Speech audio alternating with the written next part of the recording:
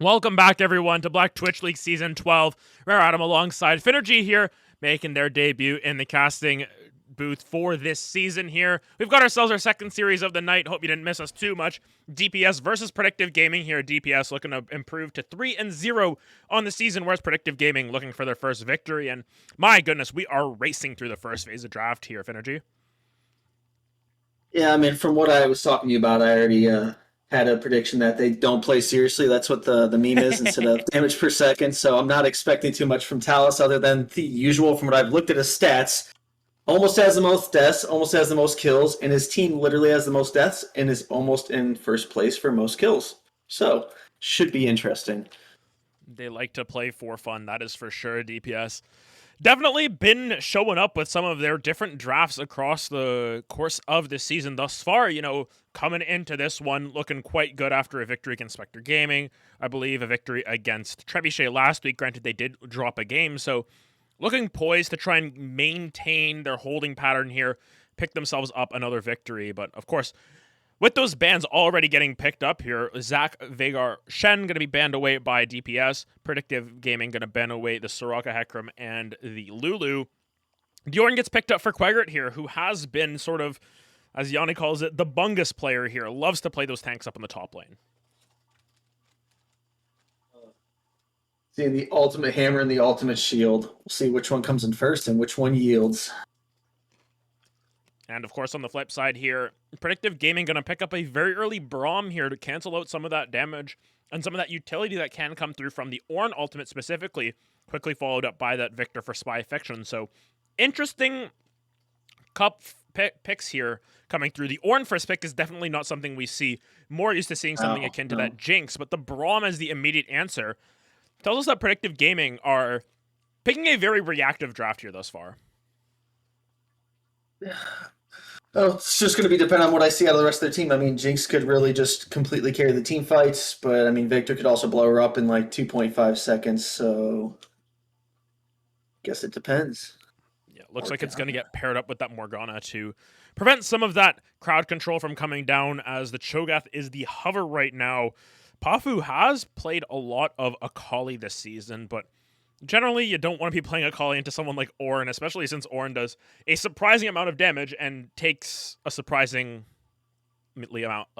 small amount of damage. Sorry, a surprisingly small amount of damage there. So, curious to see that it is locked in there. So, Ornn versus Cho'Gath up in that top lane. Tank versus Tank. Do you see any sort of winner in that matchup to begin with?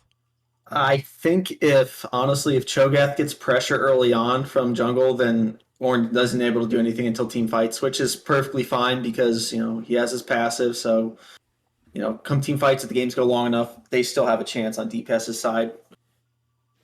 Yeah, and as you can see, some of the junglers now getting banned out. Interestingly enough, first phase of picks comes through, no junglers picked up, so Diana and Kha'Zix's going to be removed from this game, and interesting to see where the priorities lie here. You can see the mid lane picked up for the side of Predictive Gaming, just blind picking that Victor, and DPS say, we don't need to pick anything up quite yet, we can wait.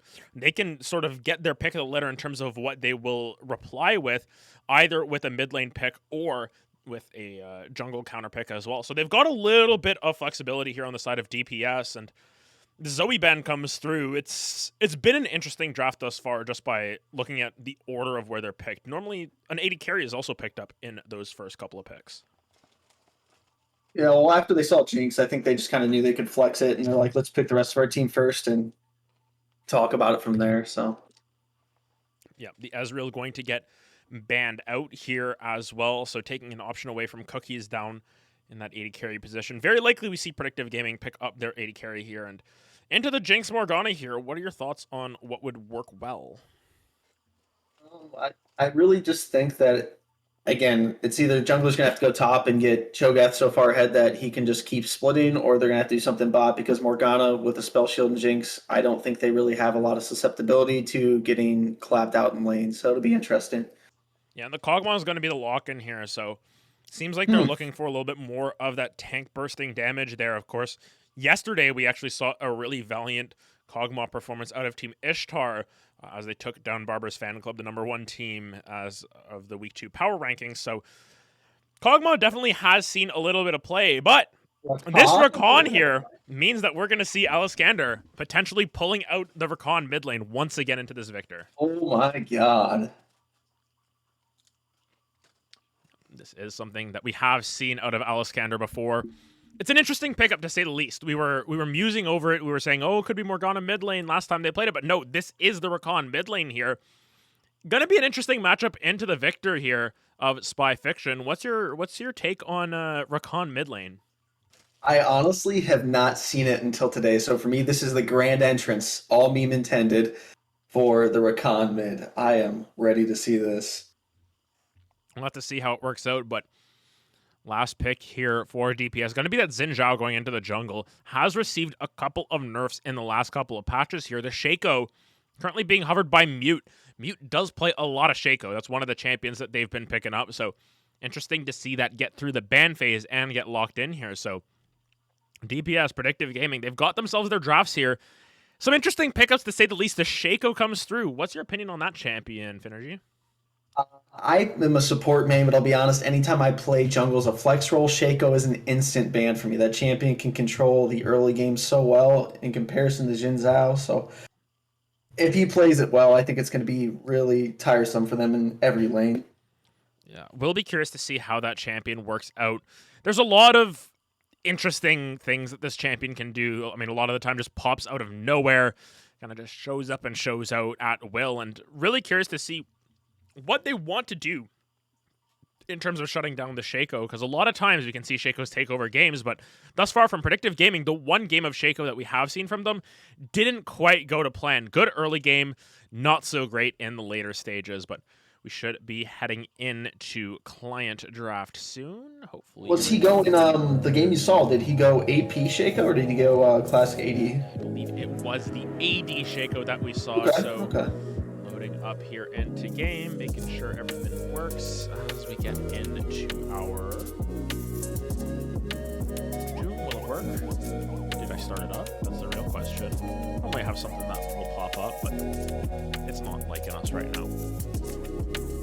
Okay, I like you, and this is literally my first time meeting you, so it's perfectly fine. I mean, we could sit here all day and discuss the fact that I am literally washed up with this game, or, you know, the fact that I literally haven't casted for probably 3 seasons, so either way, you're looking at a loss. Oh, yeah, it looks like it crashed on me. So, let's restart that up, and we'll be good to go very soon. But we are into draft already here. Looking at the matchups here, we've got ourselves the Ornn up in that top lane versus the Cho'Gath. Once again, just going over some of the points that we were talking about to begin with. It can be a really interesting matchup there. Cho'Gath versus Ornn. Neither of them really want to do too much in the early game, I want to say. What do you think about them once it gets to that mid-game to late game? I think the most important thing for here going into mid-game is that bot lane is successful on the blue side and not dying early. And that really, I think Xin Zhao just tries to shut down Victor, because if they let this game go out too long, I don't know if they can do anything about Victor. That's going to be the biggest issue. Yep, Spy Fiction here on this Victor in the mid lane versus the Rakan. No, going to be an interesting laning matchup. Of note, Aliskander did play Rakan into Victor last time as well, so seems to be just a little bit of a pocket counter pick there. Able to sort of make plays around the map. I feel like Rakan mid lane wants to sort of roam around, make plays happen that way. Yeah. But, you know, not really known for a strong laning phase is Rakan, especially since, you know, inherently they are a support. Yeah, and the worst part about it is, like, you're either going to have to be farming with Gleaming Quill or trying to use your Grand Entrance to farm, which gives you no out unless Xin Zhao's there. And, of course, Fierce Sparrow seems to have disconnected, so that's why there is an Aurelia support right now. We'll get that resolved as quickly as possible, and we should be able to load back in onto that one, but... yeah, looks like Fierce Sparrow. That's what I love to hear. It's a client bug, apparently, so regardless. So what we will do is we will actually head it to our break for the time being. You'll see the draft play through on the break screen there. But when we are back, we will have Game 1 of DPS versus Predictive Gaming onto the Rift with you. Don't go anywhere. You're watching Black Twitch League.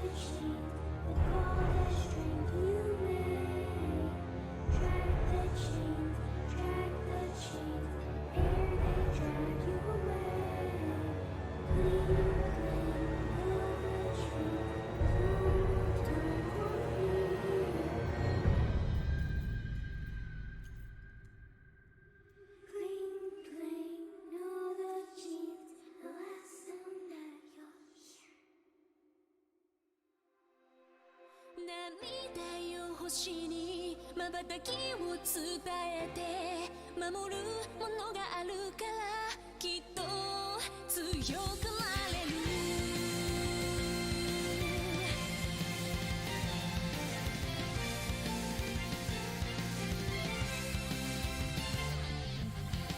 語るべき言葉なくした星の守り手は時の果て夢の果て闇に立ちすくんだ風を呼んでみたんだ空に向けて誰かを呼んでみたんだ光求めたソリチュードかすかなレゾナンス確かに届くロマンスそんな流れ星たちを抱き留めた明日が見えなくだって乗り越えなくちゃって奇跡の奇跡描き未来へつなぐ Growing High 心のフォトンが銀河にこぼれて道を強く照らす Burning Bright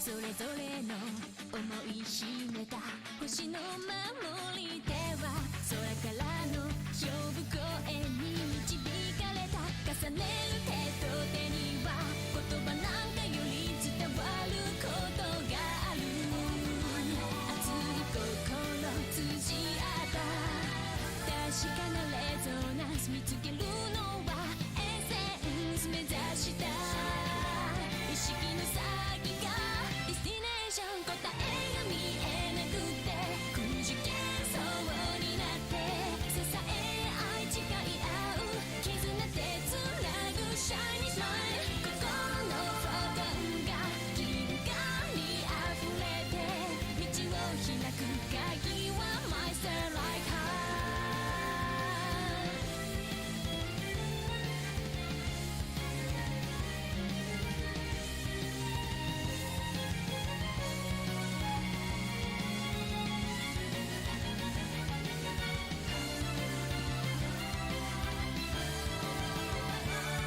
明日が見えなくだって乗り越えなくちゃって奇跡の奇跡描き未来へつなぐ Growing High 心のフォトンが銀河に溢れて道が開いたら羽ばたいて行こうよ乗り越えて行こうよ星空と溶け合っていつまでも行ける Fly High まっすぐ願いを世界に歌って新しい夜も新しい朝もここからまた始めよう My heart shines endlessly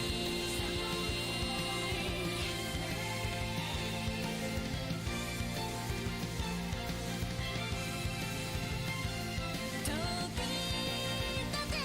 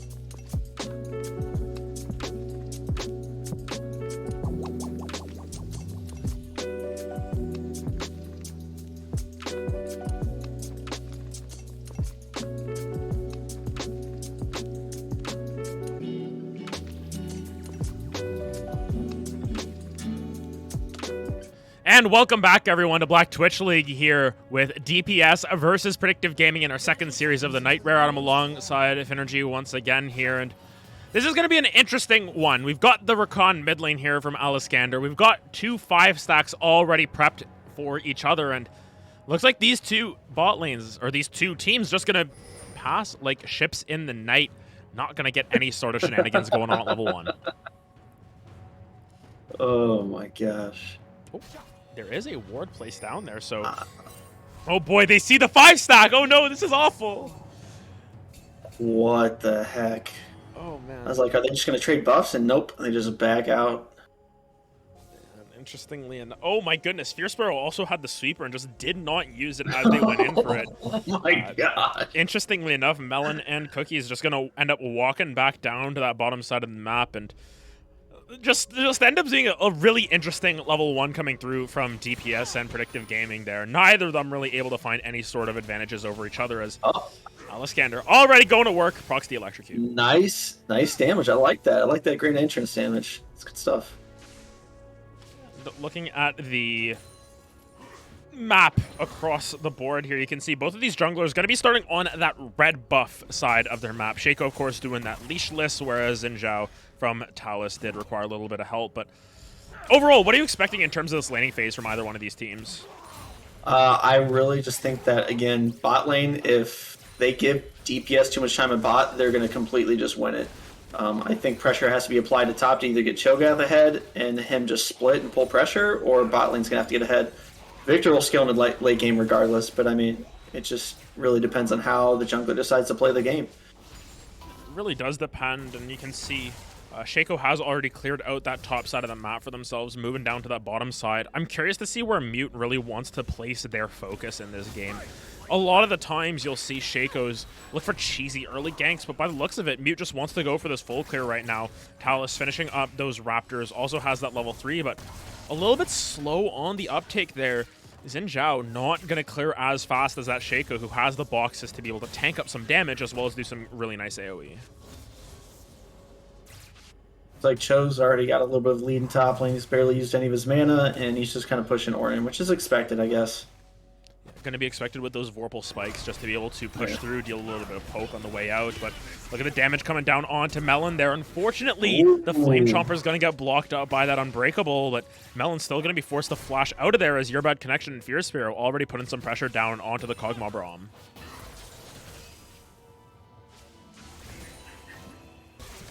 It's a good trade. I like that. Spy Fiction. Some decent trading back and forth in the mid lane as well. You can see Mute is spotted out on a ward over the wall, so the side of DPS are going to be aware of the whereabouts of this Shaco. You can see just going to end up trading Scuttle Crabs across the map as Talus going to try and look for something on this top side.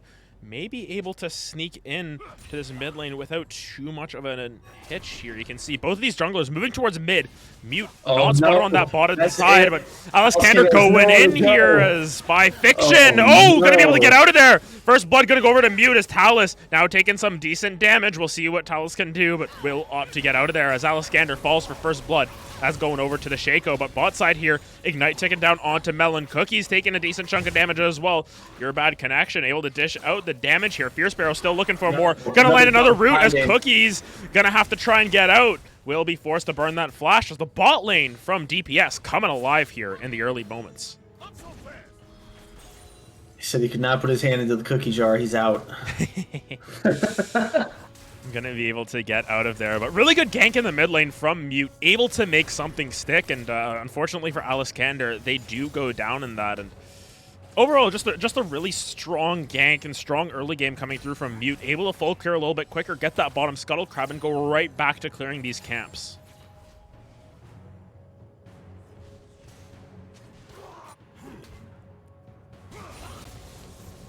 About as it stands right now, sitting pretty even in terms of the gold. I think a lot of that is made up for from the CS lead, actually, that Aliskander has in that mid lane, up by about 10 CS. But up on the top side, Quaggart going for the solo kill, going for their tried and true. Ooh, flash away from Papu. Gonna be not enough, but Quaggart here gonna be engaged on by Mute. The Halo Blade's doing work. It will be enough to take down Quaggart. Mute strikes back once again on this top side. 2-0-0 on the Shaco as Predictive Gaming.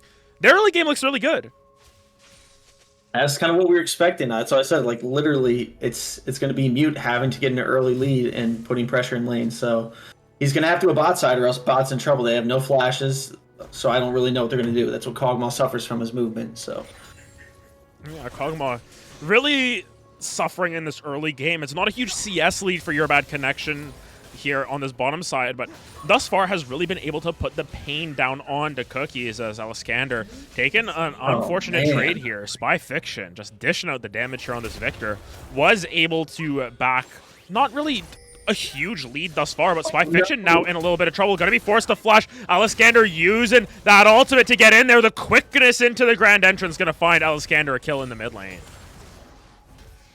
Said, I will show you how it's done. I'll tell you how it's done. There you go. Terrible meme. Yeah, but on the bot side here, Fierce Sparrow staying safe with that Black Shield, not going to get stunned up with those concussive blows, but Cookies finally able to strike back a little bit, get a little bit more gold in their pocket, as despite not having either of those summoners, actually no summoners at all on this bottom side of the map, Your Bad Connection and Fierce Sparrow taking the worst end of that trade. And there's Shaco just doing Shaco things deep in the jungle. Yeah, Shaco just looking for a little bit of an invade here. They know that Talus is up on this top side of the map, so they're going to counter jungle away this red buff. Of note, Talus isn't going to reply and pick up the enemy red buff either. They're just sort of sitting around. They get actually spotted out on a ward as they're resetting, and they're going to go to this bottom side of the map and have no camps to take. So interesting pathing coming through from Talus to not go in for the invade, and Shaco now with a little bit of an advantage, but oh no, look at that hovering for the 4-man bot side. Yeah, they're looking for a dive on that bottom side of the map. No. Fierce Sparrow starting to take a lot from those concussive blows. Your Bad Connection moving forward. Fierce Sparrow actually going to pick up a kill as Your Bad Connection gets excited, able to pick up that kill onto Cookies as well. They try to take down the Morgana, but it's not enough. Your Bad Connection flashing away from the box. Mute, Spy Fiction, they're going to be able to find Your Bad Connection, but here comes Talus once again, looking for the kill onto Mute on this bottom side. Have they guessed correctly? Yes, they did. Ooh, ultimate gonna come through the Crescent Guard as Talus tries to move forward once again. Not a lot of damage. Mute may be able to get out of there, as on the top side the ultimate was used as well. Aliskander hunting over this wall. Gonna drop that ultimate as well. Gonna find a kill onto Spy Fiction. Mute gonna get ignited as well. It's a double kill for Aliskander on the bottom side as the mid lane Rakan roams are just too clean. Now top side, Quaggart and Pafu fighting once again. Quaggart's got to be careful, but there's no ultimate coming through from Pafu. It's not up off of cooldown yet. These two bunguses are just fighting each other out, and who will end up getting the better of it? Looks like no one for the time being. They're just going to back off to get their waves. What an insane play. Everyone's crying when you pick the mid lane Vestayan. I'm ready for it. They busted a melon open and made some plays. Just a great play thus far from Aliskander and DPS overall. You know, 1,500 gold lead for themselves at the 9-minute mark here. Fierce Sparrow almost stealing away that blue buff as well, just being a real pain in Mute's ass there. But unfortunately, not going to end up stealing away that blue buff. Of note, Lost Chapter coming through for the Morgana, so going to be a little bit more damage coming through here. But overall, what do you take of this game so far? It's been a good showing from DPS this early on. Yeah, I'm going to be honest. I think DPS still has a lot of control of the game. Shaco's really the only big X factor for the team right now, and he hasn't transitioned it to the lane appropriately. I don't think so. It's exactly what I was expecting to happen, so looking scary. And as you can see right now, the Shaco building that Noon Quiver, so very likely going for something like a Gale Force here. Interesting option in terms of the build. There's a lot of different builds that you can see on Shaco. There's Stride Breaker, there's Lethality, there's, you know, Gale Force as well. There's a lot of different mythic items that you can go on Shaco. AP Shaco as well. Can't forget about that, but Talus gonna be trying to fight out Mute here. Taking a decent chunk of damage here. Talus gonna get taken down despite using that Crescent Guard. Meanwhile, bot side, lots of damage coming down from Aliskander as well. They're trying to find enough damage. Quaggart is in the area as well. Aliskander going to be able to find it as Cookies and Melon going to go down as well. Your Bad Connection on this Jinx picks up a double kill. Mute now trying to find the kill onto Aliskander. Quaggart going to get that hammer strike down, and it will pick up a kill onto Mute. Now Pafu in a little bit of trouble. Doesn't have the chomp up quite yet. Oh, Aliskander's got to be careful here. Got to get that heal from the Gleaming Quill, and oh my goodness, Quaggart and Quaggart going to take down Pafu there as DPS, they find every kill that they wanted across that map, only losing Talus in the process. Yeah, I mean, it's historically House Talus falls, so we expect that. No man is an island, but it's okay. We've got the rest of the team carrying them. Yeah, But as That it was an stands right insane now, start. my goodness, it's 3.7 thousand gold in the lead for DPS. As you said, don't play seriously, but right now, they've got a serious lead for themselves at 11 minutes. It's looking really good for them. They've been able to find all the fights that they want, and 4-1-2, sorry, on this Recon, 3-1-1 on the Jinx. You've got kills on the people who you want kills on. Yeah, this is exactly what I feared for Predictive Gaming. They're just maybe they didn't predict this. That's all I gotta say. You can see it's interesting to see how this will play out. Aliskander right now on this mid lane Recon sort of made their name for themselves in this league as like playing a couple things that are sort of off the cuff a little bit, and this is one of them. Mute, though, gonna go engage onto Fear Sparrow. Sparrow gonna be able to get out of there. Yeah. Here comes the Glacial Fissure, but Talus is here as well. Gonna try and go engage onto Cookies here. Cookies living with a sliver of health as Mute. The clone gonna walk forward and distract your bad connection for now, but Cookies is living on a sliver. You can see the Victor moving down as well, as is Aliskander on this Recon, and just really unfortunate health bar showing up from Cookies, who's going to get taken down by Zap. Never mind. Just got a little bit too cheeky with it and ends up paying the price for it.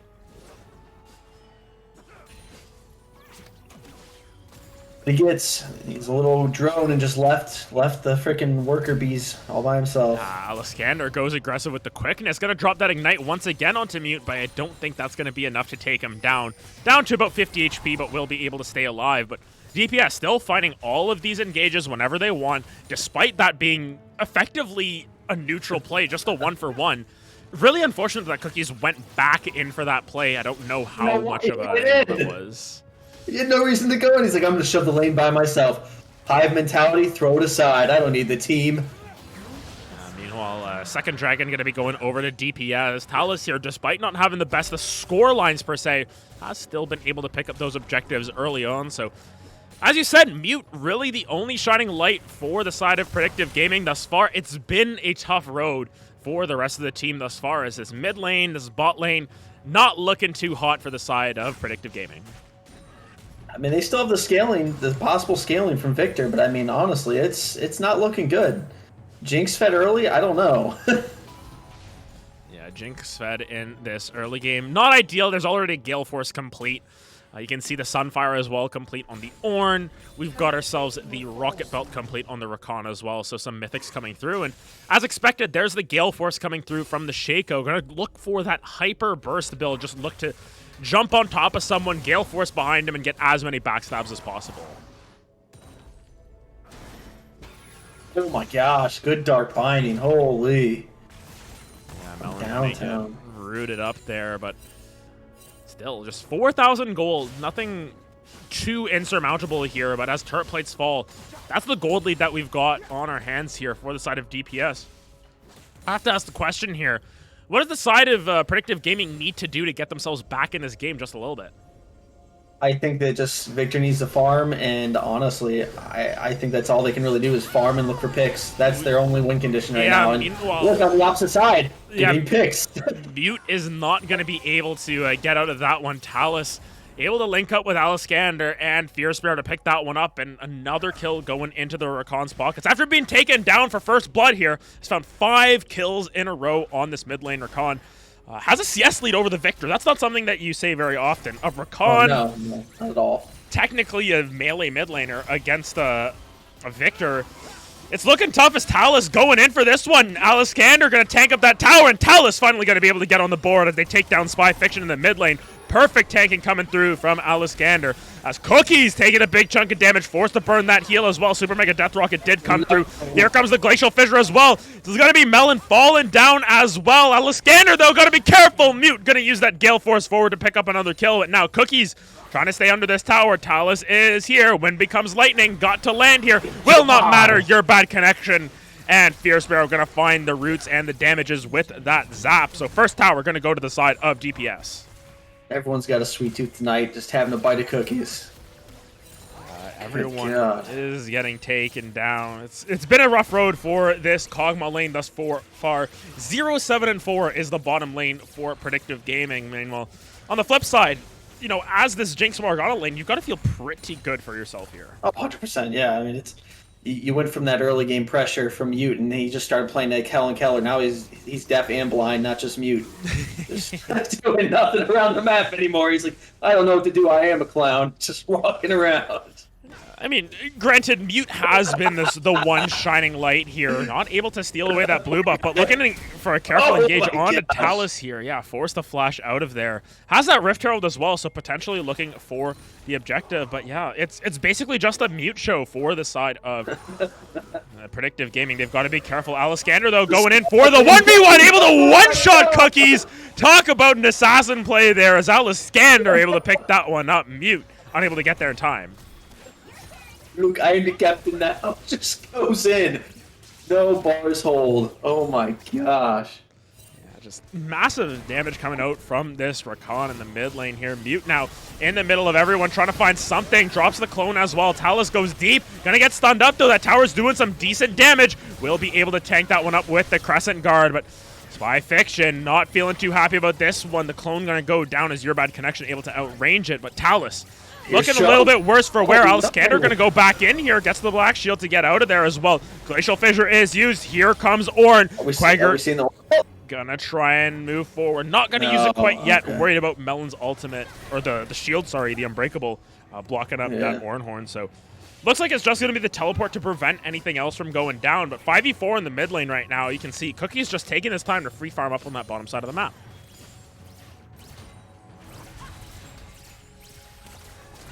Gosh, what an insane game so far. I don't know. I'd be kind of demoralized. It's just one thing after another. They're just smothering him out of the game.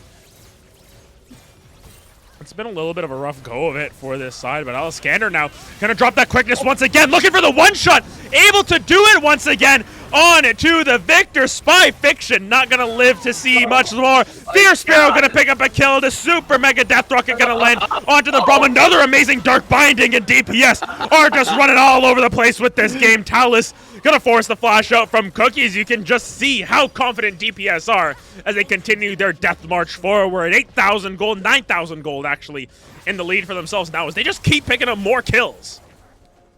I don't know about you, but Jinx is not the only one getting excited this game. This is so fun to watch DPS. Oh my gosh.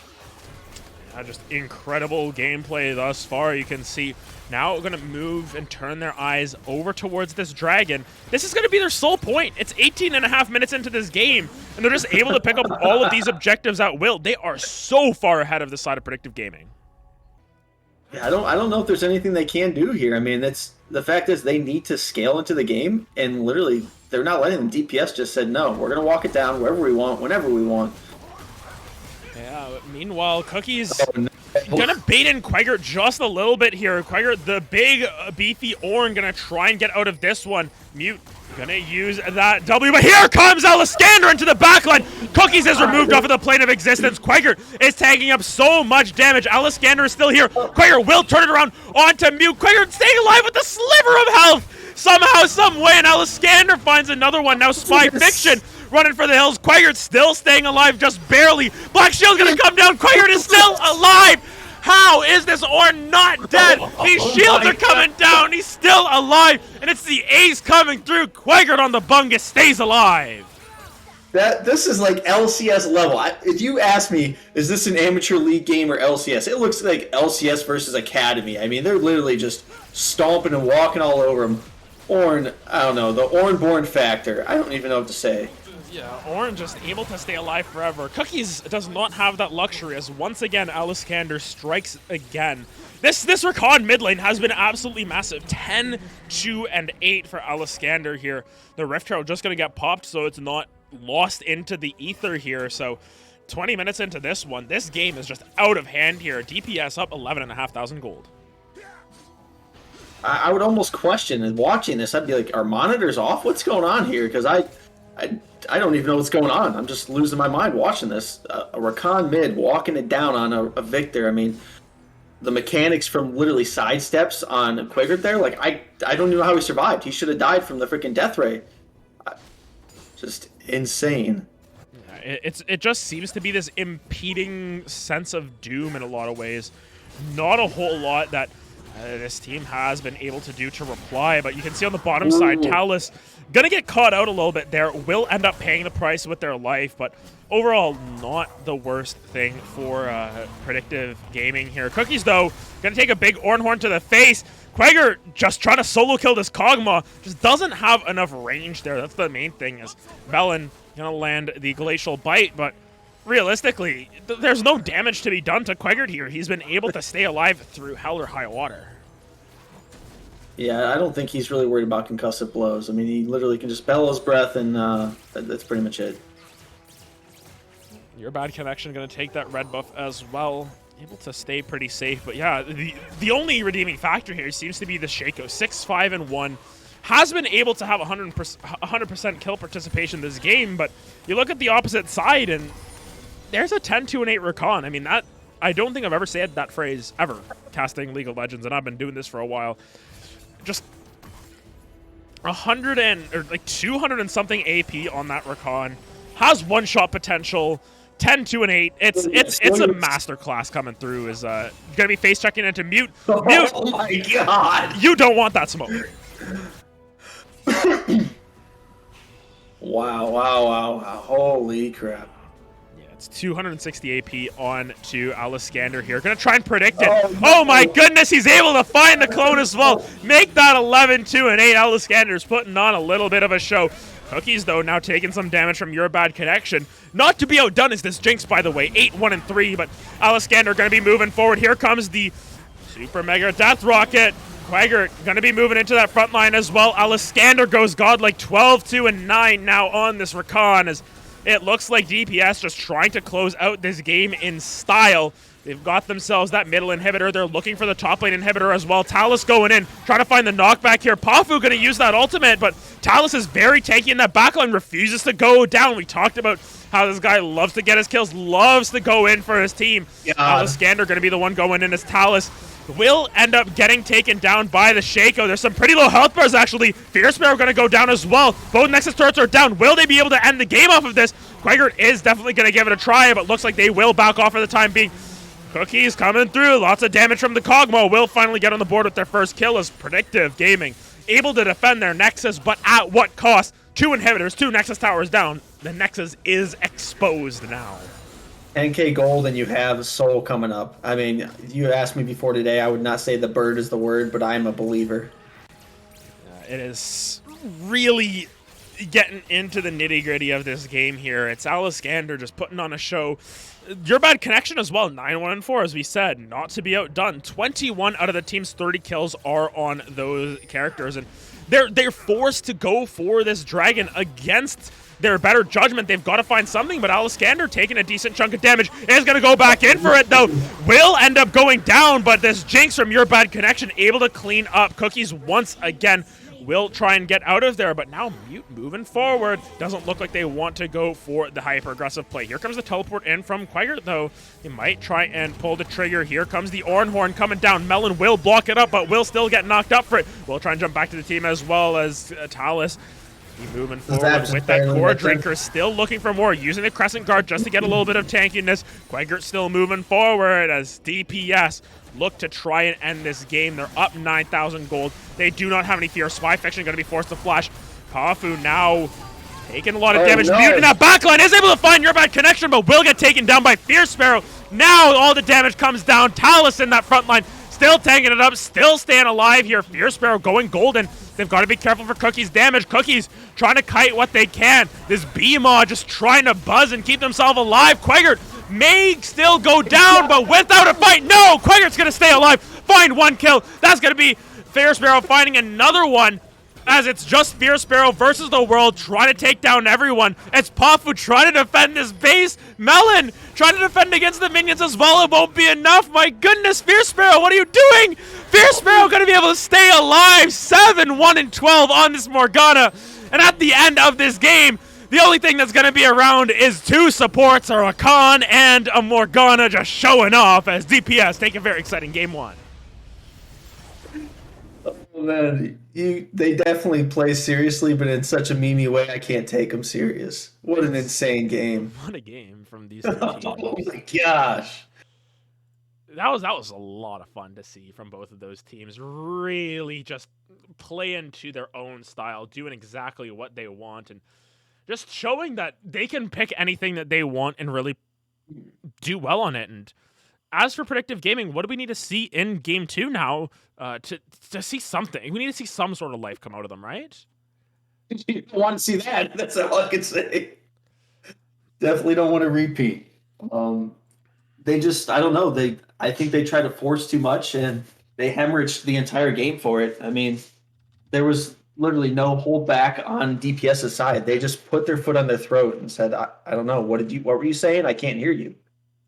Yeah, effectively just from the get-go, such a strong performance out of DPS. They didn't have anything to let up on, and overall, just a very clean performance. We'll see if they can clean up the 2-0, but we're going to head to a break, and when we're back, we will be back with game number 2 between Predictive Gaming and DPS. Don't go anywhere. You're watching Black Twitch League.